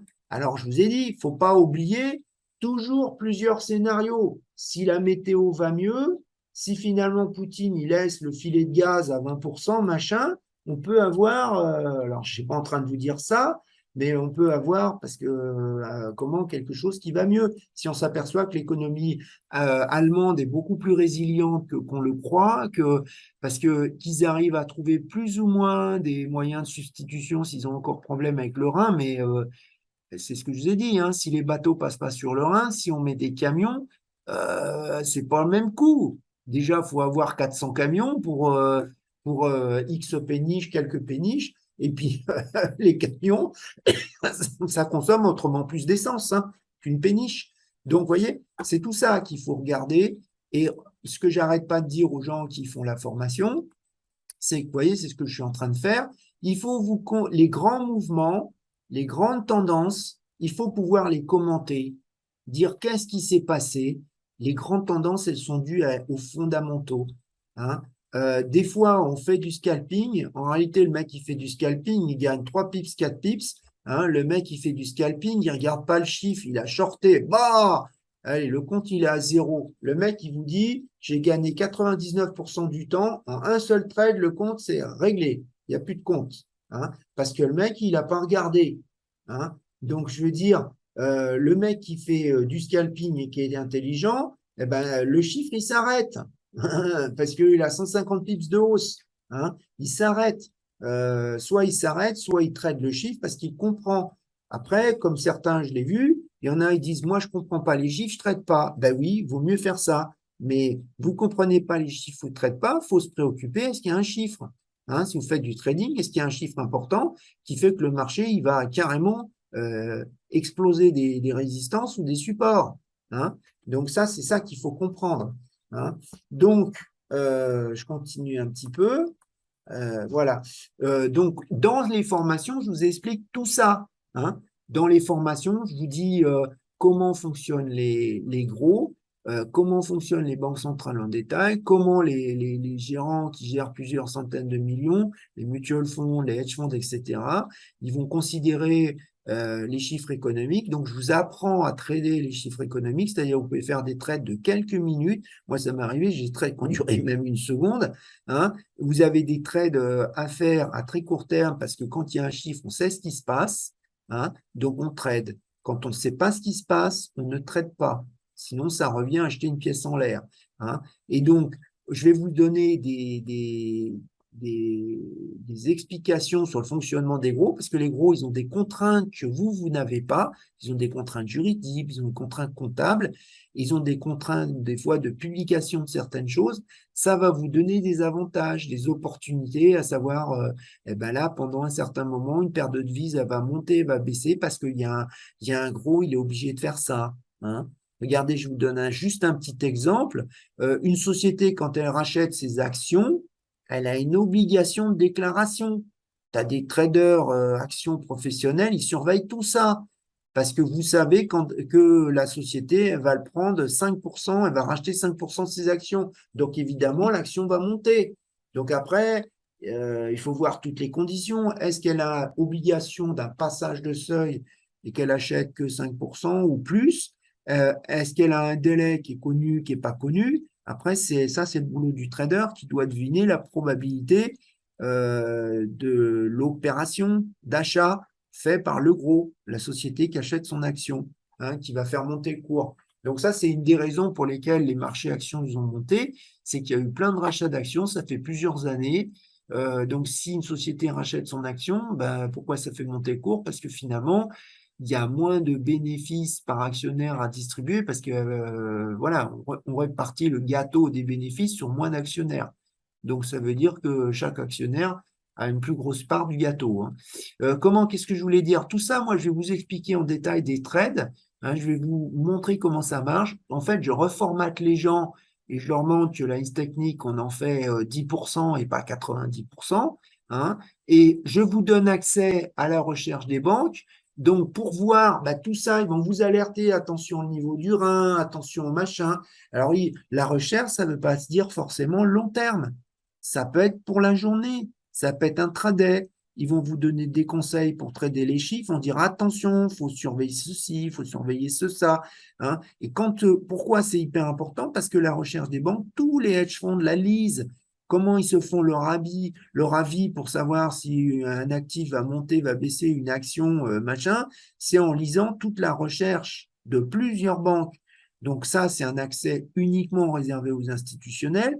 Donc moi, je vous donne un accès aux documents, hein, je veux dire pendant la formation. Et après la formation, avec un abonnement symbolique, vous l'avez. Donc vous comprenez, moi, je vous aide à décortiquer comment le raisonnement en utilisant la recherche qui va vous aider donc pour prendre des positions, soit en intraday, soit en swing trading à quelques jours, à plusieurs jours, hein. Donc, je vais vous montrer notamment en très réel comment on trade les chiffres. On va utiliser aussi tout ce qui est options. On va trader des options parce que c'est une super sécurité, les options, hein. Vous avez quelque part avec une option un stop virtuel. Donc, on va faire les options sur le marché de Chicago. On peut faire des options sur l'euro-dollar. On peut faire des options sur le S&P 500, sur le Dow Jones, sur le pétrole, sur le VIX, sur les taux d'intérêt. Moi, à des moments, ça me prend, je fais des options sur le S&P 500. Enfin, je fais des fois souvent des options sur les taux d'intérêt, hein, des obligations du Trésor américain. Je fais des options sur le Forex. Et ça, moi, je vais vous expliquer. Comme ça, vous allez jouer des tendances. Vous êtes en sécurité. Donc, pour ceux qui ne peuvent pas faire du trading intraday, c'est assez génial. Vous jouez des grandes tendances, hein. Alors, vous avez, si vous êtes français, que vous avez fait déjà une déclaration d'impôt, enfin, vous êtes référencé au niveau des impôts, vous pouvez bénéficier d'un crédit d'impôt sur la formation. hein. Il y a la formation, elle dure à peu près 6 mois. C'est des cours en ligne. Il n'y a pas de cours perdu. Si jamais vous avez une impossibilité, on reporte le cours. Voilà, faut pas me le reporter tout le temps, mais j'ai pas besoin de savoir le motif. Je préfère que vous reportiez parce que vous avez mal au crâne et pas comprendre. Je préfère que vous reportiez pour que vous compreniez. Mon but, moi, c'est de vous donner tout le raisonnement d'un trader institutionnel, hein, tous les moyens. Hein, je ne vais pas vous montrer des trucs que vous ne pouvez pas accéder. Bon, c'est vraiment que ce que vous pouvez réellement voir pour vous aider à anticiper, pour pouvoir trader. Hein. Je vais vous montrer toutes les erreurs qu'il ne faut pas faire.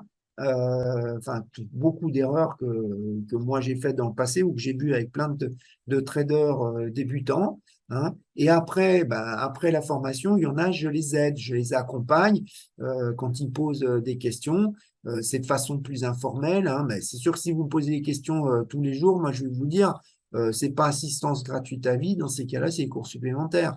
Mais si jamais vous avez quelques questions, si voilà, j'ai vu que vous avez été sérieux pendant la formation, vous avez bossé, etc., je vais vous aider. Donc mon but, moi, c'est de vous lâcher, d'essayer que vous vous débrouillez sans moi. Je considère que vous allez être un trader professionnel.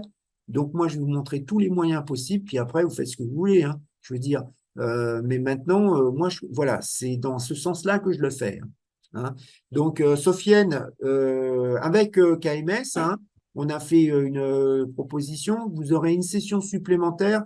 Donc, il faut bien annoncer quand vous m'écrivez info@trader change. Vous allez sur le site, vous pourrez me contacter. Comment je vais vous montrer, je vais vous mettre le numéro. Vous pouvez me contacter au 01 75, c'est le numéro du bureau, 40 30, 32 51. Là, pouvez me contacter, vous dites bien que vous avez vu la vidéo de KMS. Hein, grâce à KMS, vous allez obtenir une session supplémentaire. Tu as des questions, Sofiane? Bah, par rapport à ce que tu as dit, donc ici, pour l'avenir, Phil, étant donné la situation qui est quand même assez complexe, avec, comme tu as dit, une inflation en Europe qui est beaucoup plus grande que celle des États-Unis, enfin Ouais. de l'Amérique, des États-Unis, les États-Unis qui rentrent tout doucement en récession, quel est l'avenir alors et l'euro qui est tombé en dessus de la parité, alors quel est l'avenir de l'euro-doll pour les mois à venir alors avec tout Ben, ça? alors, je vais te dire, quand tu me dis pour les mois, tu vois, tu es en train de me dire, je vais te poser une autre question. Quelle va être la météo dans 3 mois? Tu vois, à Ouais, chaque fois, ok. regarde, moi j'ai eu le cas, j'ai eu un courtier qui m'a posé, à chaque fois, à chaque début d'année, tu as les courtiers, il y en a un qui me l'a fait, quel sera le niveau du CAC à la fin de l'année? Alors moi, je lui ai dit, je ne te répondrai pas à ta question, c'est jeter une pièce en l'air. Eh, poser cette question le 1er janvier 2020, hein, je crois d'ailleurs c'était là qu'il me l'avait posé. Moi, je lui ai dit non, je vais te répondre la réalité. Qu'est-ce qui se passe chaque année? On fait tous les bons vœux. Alors moi, je m'étais rendu compte, les banques font toutes des prévisions à un an, machin. Pourquoi elles font des prévisions? Parce qu'il y a une demande, parce qu'une entreprise, elle doit établir un court budget, etc. Donc, on lui fait des prévisions, puis je vais être un petit peu plus cynique. Eh ben, on va créer le produit structuré qui correspond à la prévision qu'on fait. Comme ça, on va la vendre aux clients. Hein. Donc, je vais te dire un truc. Regarde, toi, est-ce que tu sais, dans 6 mois, qu'est-ce qui va se passer en Ukraine? Non. Voilà, je te donne la réponse. Hein. Qu'est-ce que tu sais? Regarde, je t'ai expliqué les problèmes de météo. Qu'est-ce que tu sais à la fin du mois de septembre? Comment sera le niveau du Rhin? T'en sais pas plus que moi. Je suis en train de te dire, moi, je m'étais rendu compte, même si, par exemple, j'avais une gestion dynamique des couvertures avec des options à barrière, etc., à EDF. Donc, moi, je gérais quoi? Toute la valeur d'une centrale. Hein, vous achetez une centrale en sterling, elle coûte 10 milliards de sterling. Moi, je protège 10 milliards de livres sterling contre euros. C'est-à-dire, je la protège pour 50 ans, la durée de vie de la centrale. Qu'est-ce que je fais? Je fais des options, je fais des stratégies à une semaine. Donc, je passe mon temps à être dynamique. À un moment, je couvre plus, à un moment, je couvre moins, je découvre complètement. Tu vois, je fais ça. Et pourquoi? En fonction de ce que je pense. C'est-à-dire que tu peux avoir une anticipation sur un chiffre, trading intraday, tout de suite, là, tu sais ce qui se passe, tu comprends pourquoi ça va monter, ça va baisser, ou ça va baisser puis remonter, par exemple, hein. Et puis, tu peux avoir des anticipations à quelques jours, une semaine, à un mois, ça devient plus dur. À 3 mois, ça commence à être, je regarde la boule de cristal. Donc, moi, c'est ce que j'avais dit aux traders, enfin, aux courtiers. Je lui ai dit, écoute, moi, je vais te répondre. On voit que statistiquement, les banques, quand elles te font des anticipations sur le début de l'année, moi je les garde, hein. Je les ai, celles de 2019, de décembre 2018 pour 2019, etc. De chaque année, je les ai. Tu les regardes dans le passé, tu rigoles. Tu t'aperçois que, eh ben, elles te prévoyaient l'eurodoll à tel niveau, tu en as 9 sur 10 qui se plantent, hein. Mais pourquoi? C'est logique. Il y a tellement de paramètres qui jouent dans la vie qui des fois, des paramètres que tu pensais pas, le Covid, hein, en janvier, le Covid, ça n'existait pas. Le 1er janvier, à part quelques Chinois, il n'y a aucun Européen qui connaissait le Covid. Toutes les banques américaines et européennes ont fait des estimations pour la fin de l'année sans le Covid, hein. En 2022, toutes les banques ont fait des estimations sans la guerre en Ukraine. Parce que Poutine, il a pas téléphoné aux banques. Donc, ce que je suis en train de te dire, tu as tellement d'événements qui peuvent intervenir que plus tu vas loin dans tes stratégies, plus c'est une pièce en l'air. Alors, tu peux avoir un autre raisonnement, hein, c'est que tu t'aperçois statistiquement, sur très long terme, les actions, elles montent, hein. Celui qui a acheté le Dow Jones il y a 50 ans, il est riche. Il a gagné plus que l'inflation. Par contre, il s'est tapé des moins 40%, des moins 30% à des moments, mais il est riche. Donc, je veux dire, soit tu fais ce raisonnement et par exemple, tu te dis, bah, qu'est-ce que je fais? Chaque mois, j'achète 50 euros d'une action. Comme ça, je vais moyenner un prix. À des moments, je vais l'acheter à un niveau super élevé ou plus haut. À des moments, je vais l'acheter à un niveau bas. Je vais me faire un cours moyen sur long terme qui est pas mal. Et tu peux faire ce genre de stratégie. Et puis, tu te dis, je regarde pas. Maintenant, si tu Le fais pro- Maintenant, si tu fais du trading, ce que tu viens d'expliquer, il faut que tu ailles dans les détails comme je suis en train de faire. Et tu te dis, la météo, tu vois, l'eurodoll qui est repassé franchement en dessous de la parité, c'est à cause du rein qui était à 30 centimètres. Théoriquement, on arrive vers les mois de septembre, c'est des mois de pluie, etc. Des étés indiens, ça arrive. Donc, je t'ai dit, là, tu vois ce que tu es en train de demander, un scénario. Je t'ai dit, il faut se faire plusieurs scénarios. Mais je pense, et tu me corriges si je me trompe, mais la hausse du dollar qu'on a subie, c'était à la fois donc au départ avec la Russie-Ukraine, on a basculé donc dans un Non, cycle. la hausse du dollar, elle a commencé avec le fait que la Fed, elle est en train de monter. Enfin, ça dépend à partir de quel point tu pars, mais ça vient du fait que la Fed, elle a monté, je viens de te le dire, je te l'ai dit, Oui, en janvier, elle a monté ses taux d'intérêt. La Banque centrale, européenne, elle a fait que euh, très récemment, dernièrement, elle a monté pour la première fois juste la dernière réunion, alors que la Fed, elle avait déjà fait 3 hausses de taux. Tu es en oui, train de mais mélanger. Si tu veux, c'est d'abord les taux d'intérêt de la Fed qui font monter le dollar, c'est pas l'Ukraine.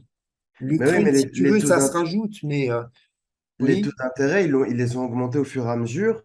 On n'est pas arrivé tout de suite à 2,25% d'un coup. Ils l'ont fait au fur et à mesure, mais avant ça, on Ben, a la eu BCE l'a pas fait. hein. La Fed est montée, la BCE ne le faisait pas. La BCE ne le faisait pas, la Fed le faisait, mais avant qu'ils commencent à augmenter les taux au fur et à mesure, il y avait d'abord eu le conflit entre la Russie et l'Ukraine Et qui a fait non, monter le dollar. mais si tu veux, l'économie américaine était déjà meilleure. Tu vois ce que je veux dire? Donc, ce que je veux dire, là, tu es en train de me parler du passé, mais maintenant, c'est du passé, ça. Les traders, ils s'en foutent maintenant. Oui, mais je voulais en venir justement au fait qu'à cause de ça, il y a justement, donc il y a eu une accélération du dollar avec ça, puis justement avec les taux d'intérêt, qui a fait qu'il y a un différentiel de taux entre les monnaies, donc un dollar qui a un taux d'intérêt assez élevé par rapport aux autres, donc ça Oui. encourage le carry trade, mais le Oui. dollar ici est très élevé par rapport aux autres monnaies, qui n'est pas spécialement une bonne chose pour l'économie en général. Ah, tout à fait. Donc est-ce que ça peut continuer comme Ah ça? ben, Moi, je veux pas. indirectement, ce que tu viens de dire, c'est vrai, c'est-à-dire qu'il y a des pays qui sont très sensibles à la hausse des taux d'intérêt de la Fed, notamment les pays émergents, hein. Pourquoi? Parce que regarde, je te prends un exemple, tu prends l'Argentine, si tu veux, c'est pas l'Europe.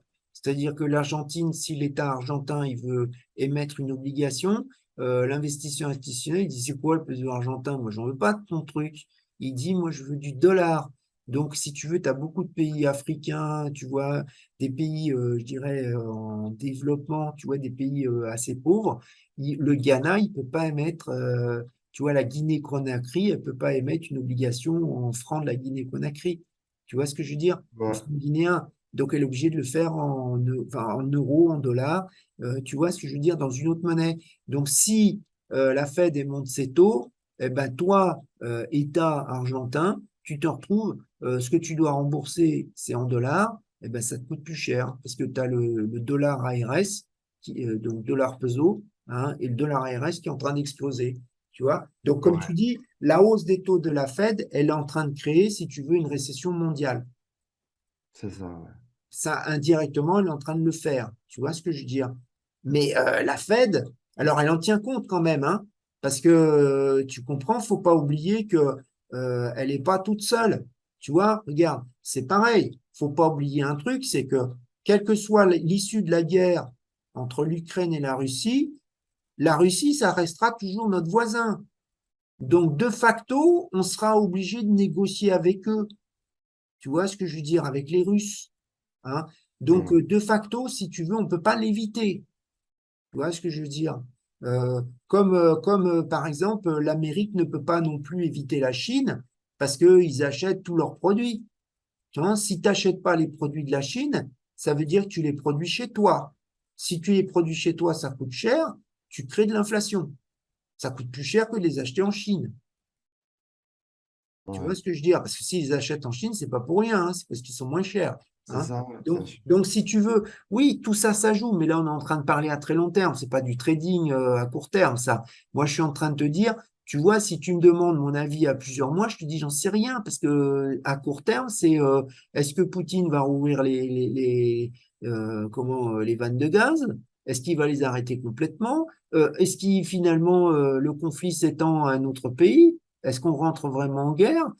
Est-ce que le Rhin, il s'assèche à nouveau? Tu vois ce que je veux dire? Sans parler de tout le reste, tu vois ce que je veux dire? Tu vois, il y a tellement de paramètres que c'est pour ça qu'il faut pas faire des anticipations euh, à 3 mois, à 6 mois. C'est comme si tu me dis, ben vas-y, donne-moi la météo à 5 degrés près de chez toi dans 3 mois. Eh ben, je vais dire, fais-le moi, tu verras, on en reparlera. Parce que je veux dire, alors Ouais, oui, tu peux prendre les moyennes saisonnières, tu peux prendre les machins. Euh, on s'est fait des canicules, on s'est fait des records au mois d'août. Hein. Donc si tu prenais les moyennes, tu avais tout faux. Au mois de juillet, record de baisse de précipitations en France. On a eu 7 millimètres d'eau en juillet. C'est les records depuis 1959, c'est-à-dire le début des calculs enfin, par Météo France, si tu veux. Donc je veux dire, voilà, c'est ça le souci. Tu vois? ok. Bon, on va s'arrêter là. Ouais, ça marche, Phil. Allez, Ben, en tout cas, merci beaucoup, Phil, hein, pour tout ce que tu nous as expliqué ici. C'est beaucoup plus clair déjà sur les enjeux. Et ben, je te souhaite donc une bonne soirée. Et à bientôt, hein. On refera des vidéos oui, ensemble sur d'autres sujets de toute façon. d'accord. Et vous n'hésitez pas, donc si vous avez des questions, bah, vous pouvez demander à Sofiane. Des questions de marché, vous pouvez m'écrire. Hein. Comme je vous ai dit, vous pouvez me téléphoner, il n'y a pas de souci. Hein, si vous avez plus d'explications. Hein. Et puis ceux qui veulent aller plus loin, bah, s'ils veulent faire comment la formation, eh ben, c'est à distance, c'est en fonction de vos heures de travail. C'est pas forcément tout le temps prédéfini. Toujours à la même date, régulièrement. Voilà, on s'adapte. Hein. Voilà. Bon, ben, merci à tous.